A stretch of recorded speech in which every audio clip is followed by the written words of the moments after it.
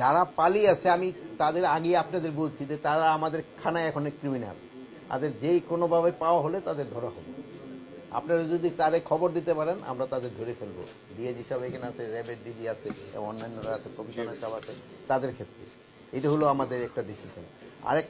আরেকটা প্রস্তাব কি করছিলেন যে স্যার আইন শৃঙ্খলা পরিস্থিতিটা এখন কেমন, এটা কি আর ছিল পুলিশের মনোবলের কথা বলতেছিলেন আপনি। আরেকটা জিনিস, আগের যে মনোবল ছিল এখন কি মনোবল চেঞ্জ হয়েছে না? আপনার কাছে কি মনে হয়?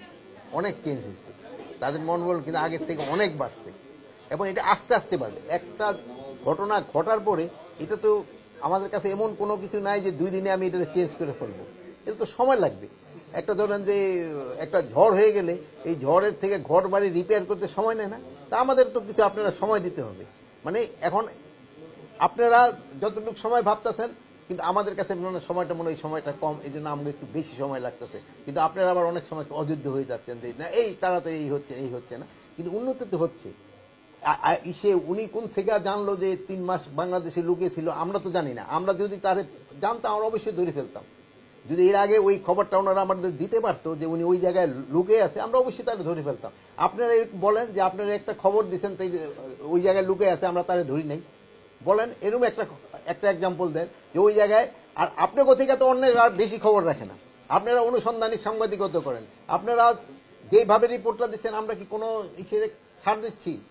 বলেন। এখন অনেক দেশে ছিলেন, এটা সরকার জানতো না। যদি জানতো সাথে সাথে সে অ্যারেস্ট হয়ে যেত, যদি তার লোকেশন জানা যেত। কাজে যোগ দিছিল তারপরে পালিয়ে গেছে, এই সংবাদটা অবশ্য আমার কাছে ওরকম খুব একটা নাই যারা কাজে যোগ, বাট তারা কাজে যোগই দেয়নি, তারা বেশিরভাগ কাজে যোগই দেয়নি। যেমন ধরেন আপনি দেখেন এই আগে সরকারের যে প্রাইম মিনিস্টার ছিল, ওনার আত্মীয় স্বজনের 16টা এমপি ছিল, উনি কিন্তু আগে সব কটারই ভাগাই দিচ্ছে, সব কটারই কিন্তু উনি আগে ভাগাই দিচ্ছে। মানে ওইরকম তো এই ক্ষেত্রে হয়েছে, এরা আগে চলে গেছে, এরা তো বুঝতে পারছে যে আমরা তো ধরা খেয়ে যাবো।